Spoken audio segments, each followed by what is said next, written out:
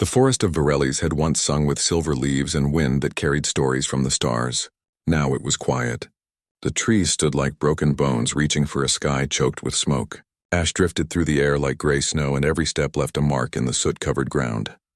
Alara moved through the ruins with slow care. Her boots barely made a sound. Her hair, pale as moonlight on ice, was tied back in a tight braid. Her eyes, deep violet, almost black, scanned the horizon. She held a long, curved blade at her side, its edge dull from too much use and not enough stone to sharpen it. Kale walked beside her. He was not much bigger than a wolf, but his presence filled the silence. His scales were black as old blood, shimmering faintly when the weak sun broke through the clouds. His wings folded tight against his back and his tail flicked with quiet tension. He did not growl, but his eyes never stopped moving. He knew danger was near. They had been alone for weeks. The war had come like a storm no one saw coming. The empire of Zerath had swept across the outer rim, crushing world after world. Varellis had been peaceful. Its people were scholars, healers, weavers of light and memory. They had no armies. They had no weapons beyond what the land gave them, and so they fell. Alara had not fallen. She had hidden. She had run. She had fought when she had to. But mostly, she had survived. Now she searched for food. The streams were poisoned. The animals were gone or twisted by radiation. Even the mushrooms that once grew beneath the roots of the great trees were black and bitter. But Alara knew where to look. Beneath the fallen branches of a lightning-struck elderwood, she found a patch of white caps, small, tough, but safe. She gathered them in a cloth pouch tied to her belt. Kale nudged her hand with his snout. He was hungry too. Soon, she whispered. Then she heard it, a low groan from the sky. Not thunder. Something sharper, metal tearing through clouds. Alara dropped to one knee, pulling Kale close. They pressed against the base of a shattered trunk as a shadow passed overhead. The air shook. Far to the east, something crashed into the earth with a boom that rolled through the ground like a dying breath. Fire rose in the distance, orange and red cutting through the gray. Alara waited. Kale's claws dug into the dirt. When the sound faded and the wind settled, she stood. "We go," she said. They moved toward the crash. Not because it was safe, but because wreckage sometimes held things worth saving. Metal could be melted into tools. Wires could be rewoven into traps. And sometimes, if the gods were kind, there might be rations. The closer they got, the hotter the air became. The smell of burning plastic and ozone stung her nose. The ground was cracked and glass-like shards of some unknown alloy glittered in the ash. Then she saw it. A pod, small, egg-shaped, half-buried in the crater. It was human design. She knew that much from old star charts and forbidden broadcasts. The Empire hated humans, called them wild hearts.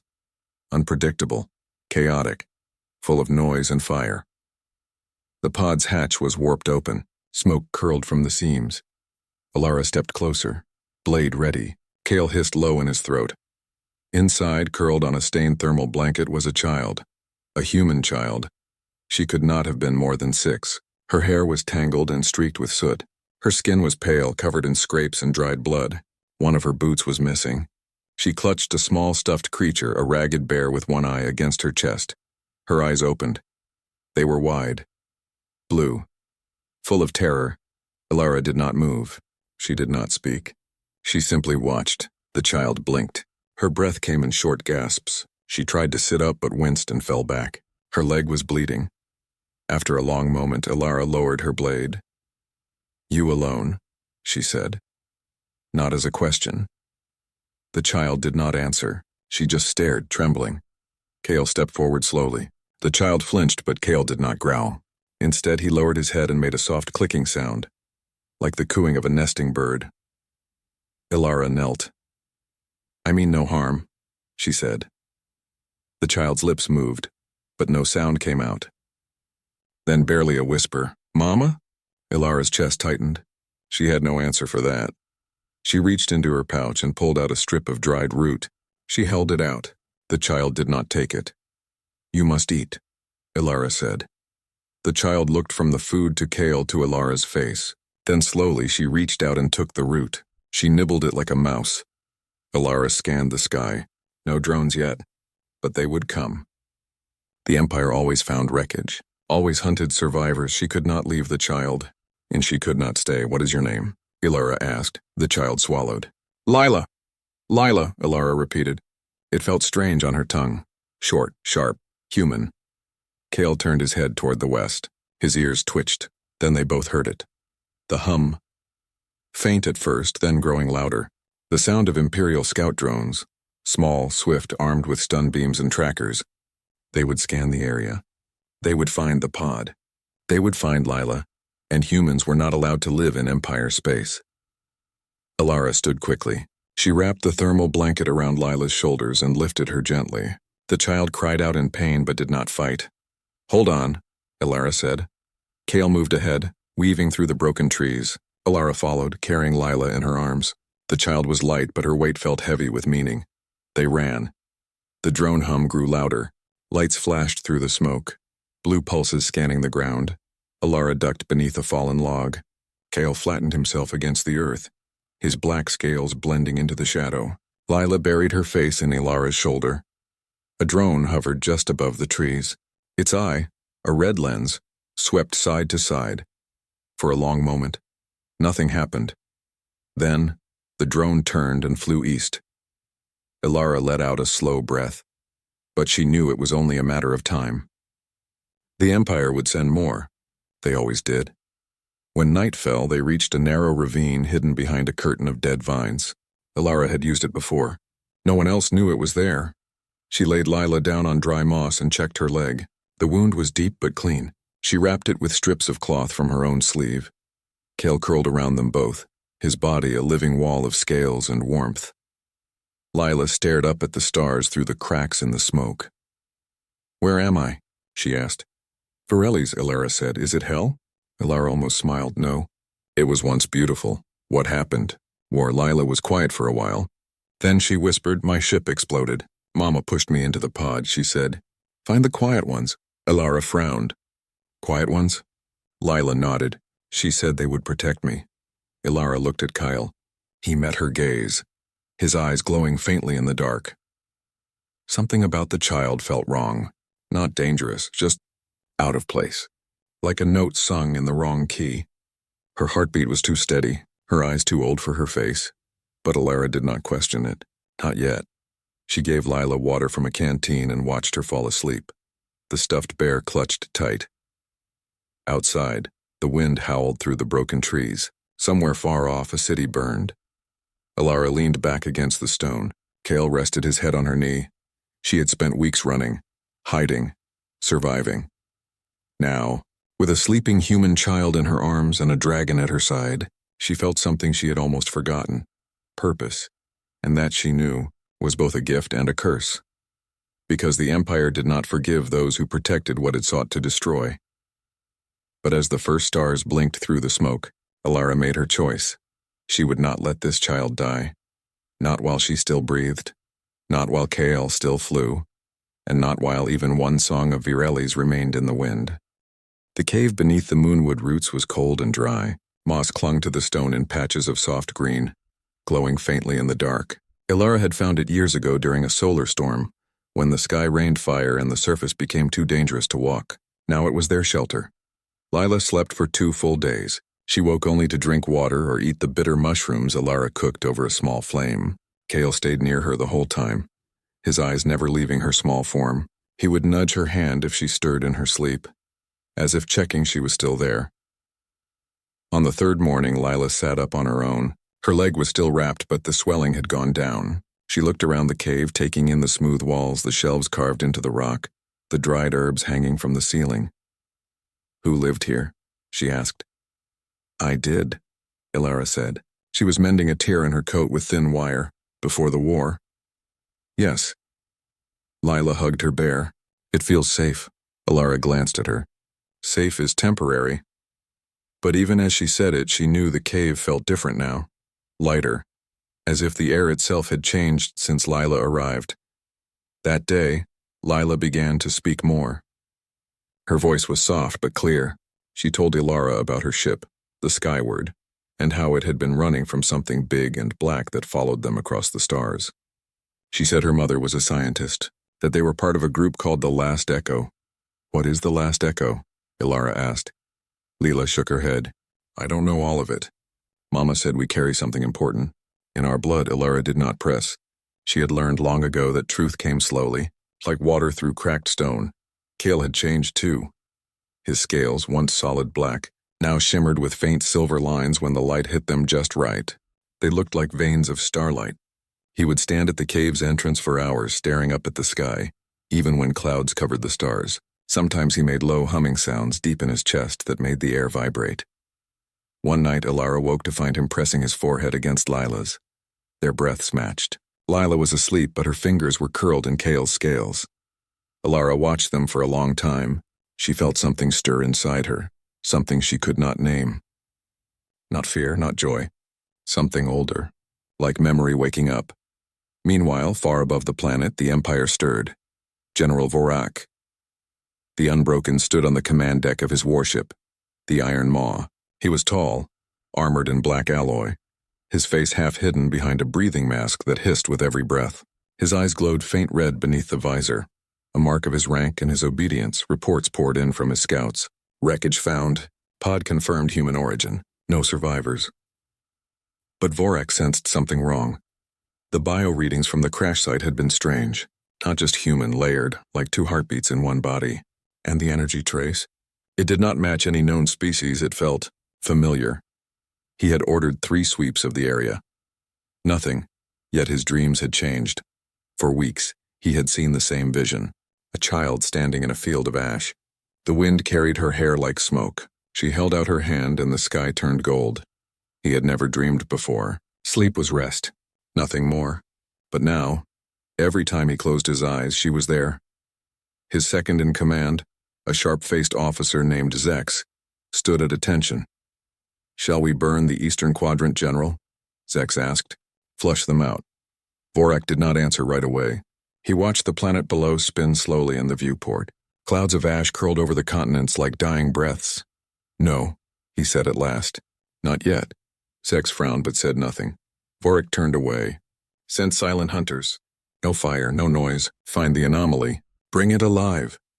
Zex bowed and left. Alone again, Vorak removed his mask. His face was scarred, but his eyes were tired, human almost. He touched the edge of the console. "What are you?" he whispered. Back in the cave, Lila began to heal. She walked with a limp, but she could move. She helped Ilara gather herbs. She braided vines into small shapes, birds, fish, dragons. One day she made one that looked like Cale and placed it on his head. He did not shake it off. Ilara taught her the old words, the ones used to call rain, to calm storms, to thank the earth. Lila repeated them slowly, her voice clumsy but earnest. One afternoon, as they sat by a shallow pool deep in the cave, Lila asked, "Do elves have mothers?" Ilara looked up from cleaning her blade. "Yes. Where is yours?" "Gone." Long ago, Lila was quiet. Then she said, "Mama told me elves remember everything, even the things they lose." Ilara's hand stilled. "She said that," Lila nodded. "She said you would understand me, because you listened to silence." Ilara did not know what to say. That night, Cale left the cave. Ilara woke to find him gone. She followed his tracks through the ravine and into the forest. The air was still. Too still. She found him at the base of the dead elderwood, the same tree where she had found Lila. He was digging. His claws scraped against something hard beneath the roots. Ilara knelt beside him. Together they pulled away the dirt. It was a stone, smooth, round, covered in symbols that glowed faintly blue. Lila appeared behind them, barefoot and wrapped in a blanket. "That's mine," she said. Ilara turned. "What?" Lila stepped forward. She placed her small hand on the stone. Light bloomed. The symbols flared bright, then spread across the ground like veins. The air hummed. The trees around them trembled, though there was no wind. Cale backed away, his wings half open. His eyes glowed the same blue as the stone. Lila began to speak, but not in her own voice. It was deeper, older, full of echoes. "The bond has returned. The child carries the echo. The dragon remembers his vow." Then she collapsed. Ilara caught her before she hit the ground. Lila's skin was cold, her breathing shallow. "Cale," Ilara said. "Help me."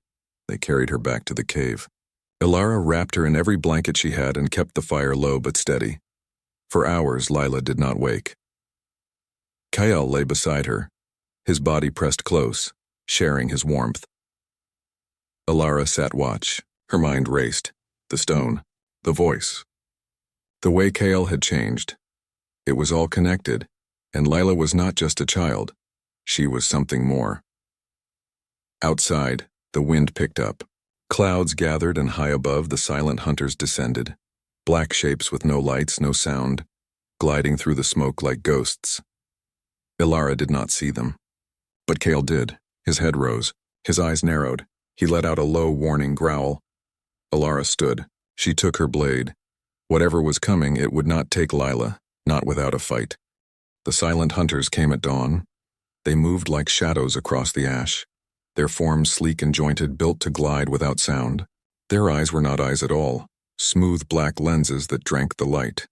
They carried no weapons Ilara recognized, only thin rods that hummed with a low, sickly vibration. Kale sensed them first. He rose from beside Lila, his spine arched, his scales flaring with that strange silver light. He did not roar. He did not charge. He simply stepped to the mouth of the cave and spread his wings wide. Ilara followed, blade in hand. The first hunter paused at the edge of the ravine. It tilted its head, scanning. Then it raised its rod. Before it could act, Kale lunged. His claws tore through armor like paper. The hunter sparked and collapsed, twitching. The others froze.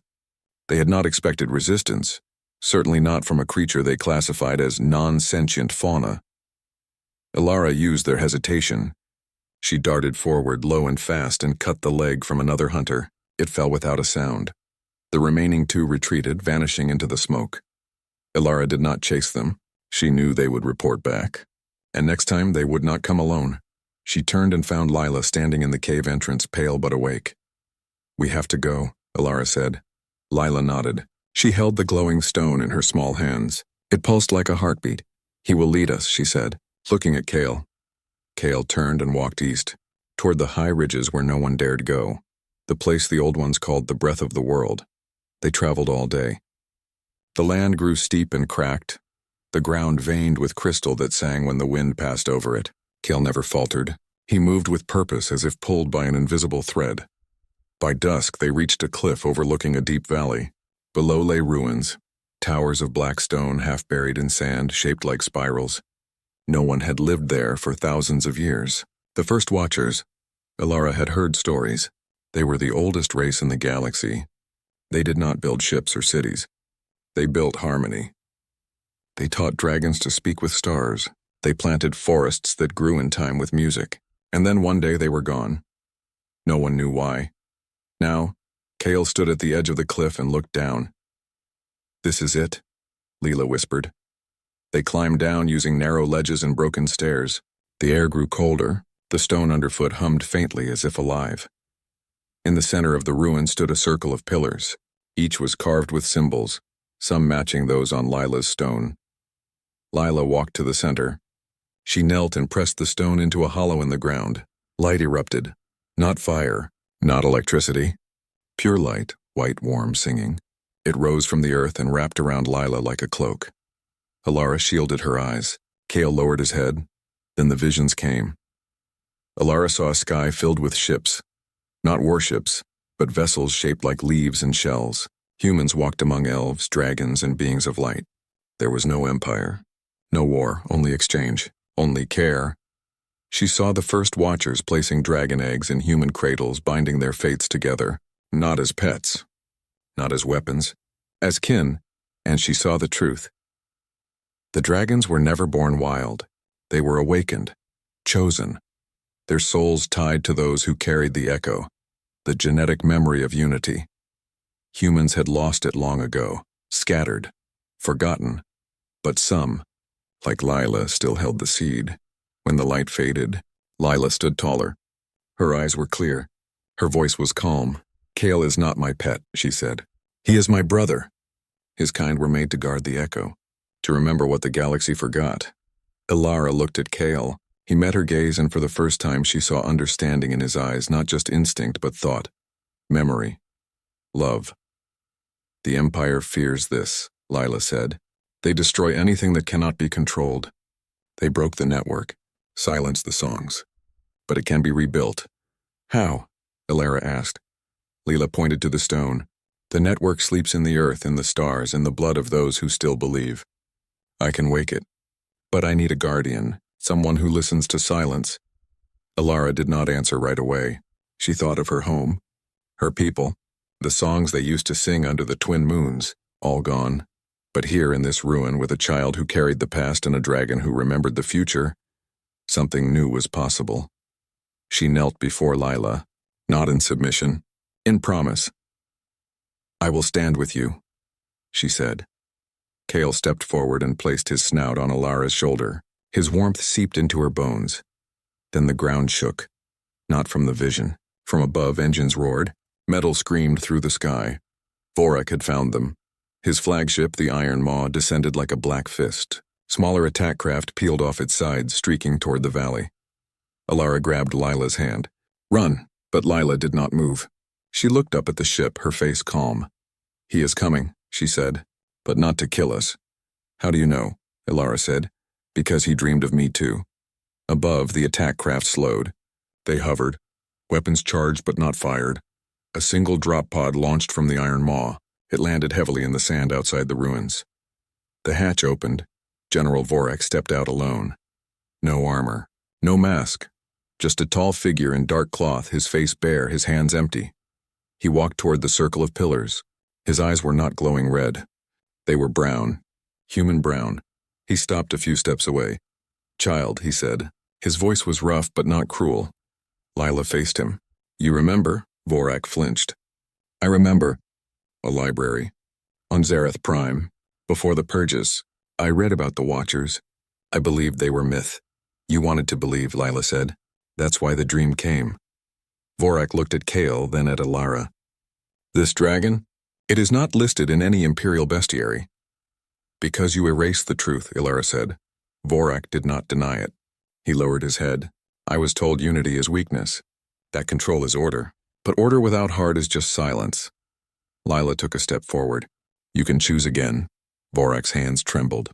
For the first time in decades, he felt fear, not of death, but of change. Then the sky exploded.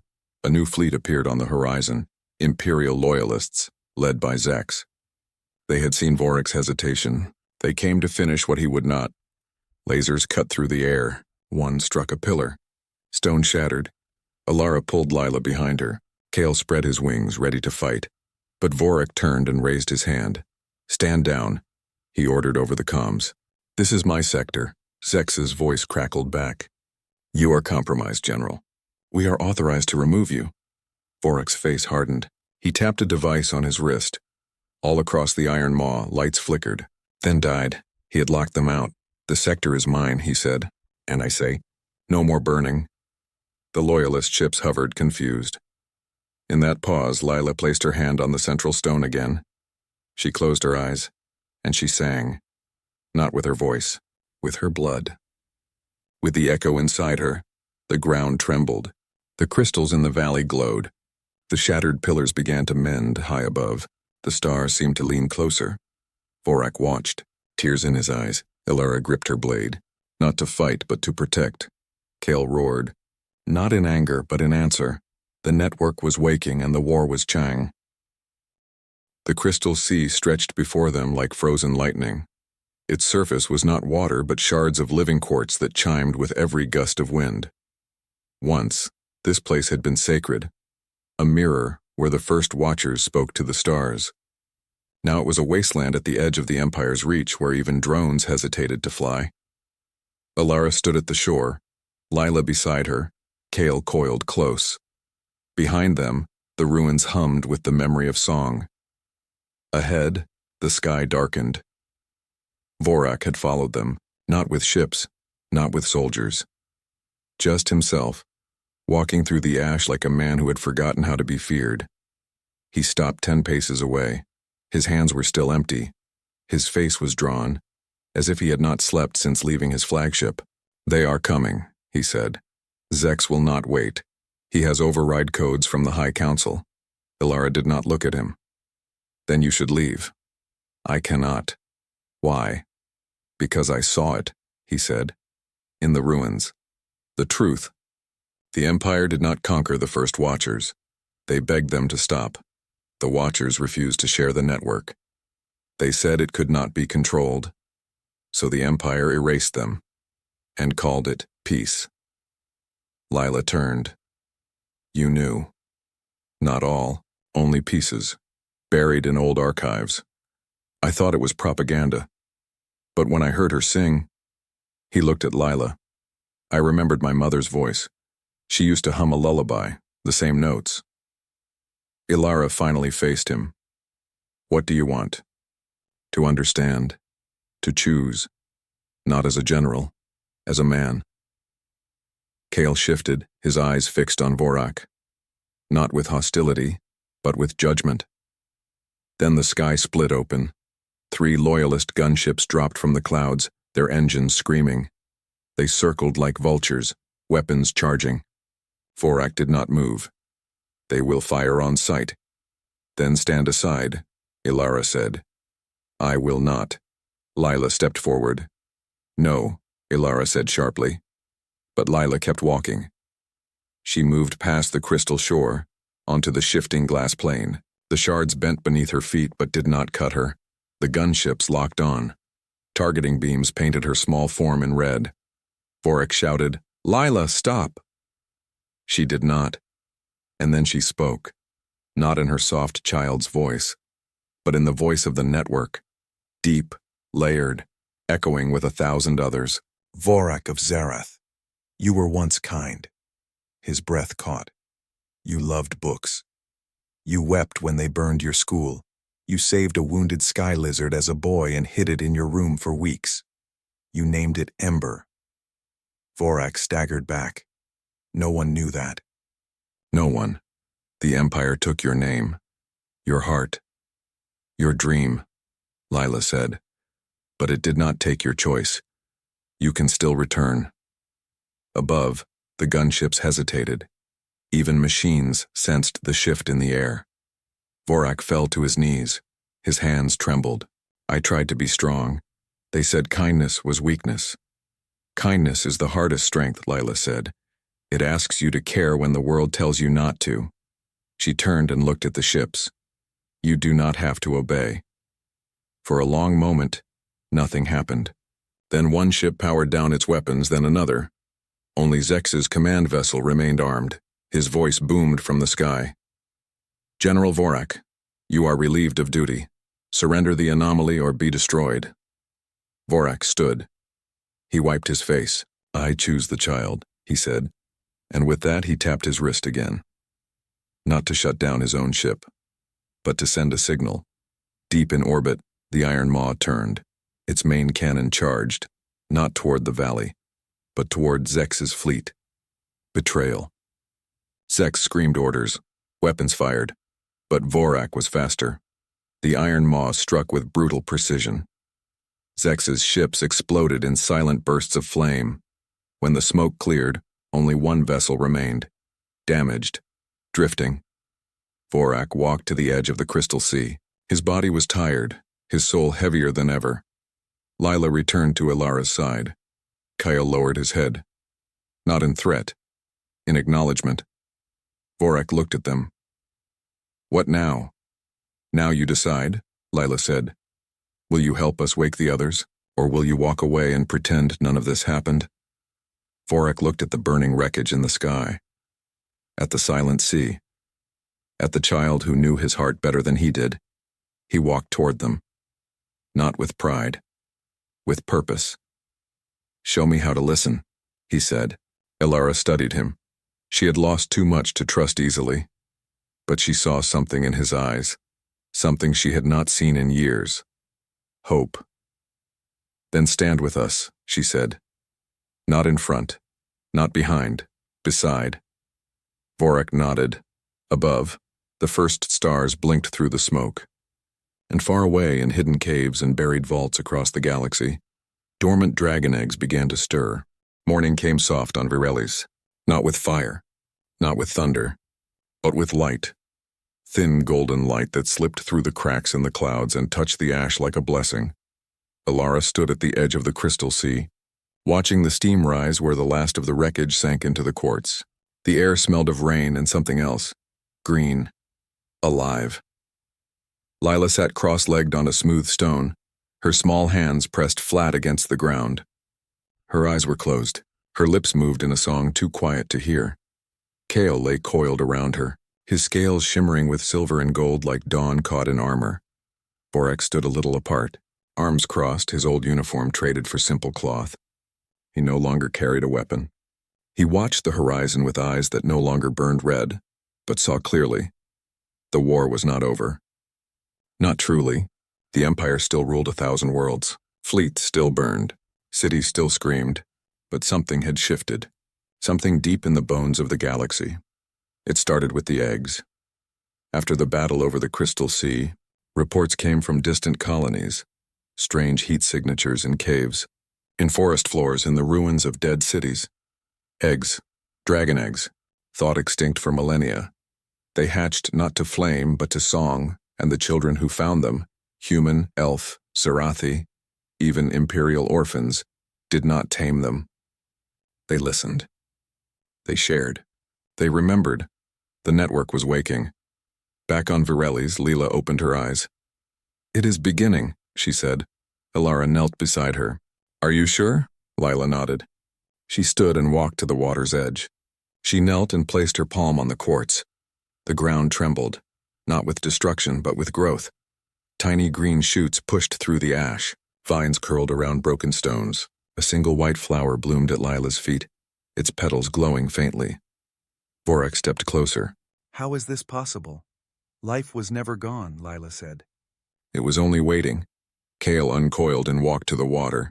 He dipped his snout into the crystal surface. Where he touched, the shards softened into clear, clean water. It spread outward, filling the dry riverbeds, feeding the roots beneath the soil. Alara watched, her heart full. This was not victory in the old way. No armies cheering, no flags raised. This was quieter, deeper. This was healing. Days passed. They built a small shelter near the sea using fallen beams and woven reeds. Vorak worked with his hands, learning to shape wood instead of commands.